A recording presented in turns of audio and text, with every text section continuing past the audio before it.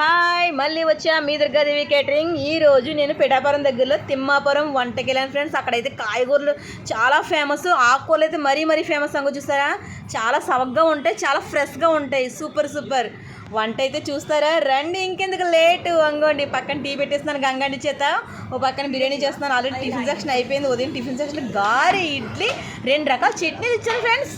సూపర్గా. అగోండి cabbage fry, అదైతే కనుక కరివేపాకు గ్రీన్ రైస్కి. అంగో చూసారా టిఫిన్లు, అల్లం చట్నీ, వేరుశనగ గుళ్ళు శనగపప్పు చట్నీ, 2 చట్నీలు ఇచ్చాను. గంగంటిని పెట్టాను నాకు హెల్పింగ్కి. అంగోండి జీడిపప్పు బిర్యానీ, సూపర్ బాస్మతి బిర్యానీ, పులిహోర, గ్రీన్ రైస్.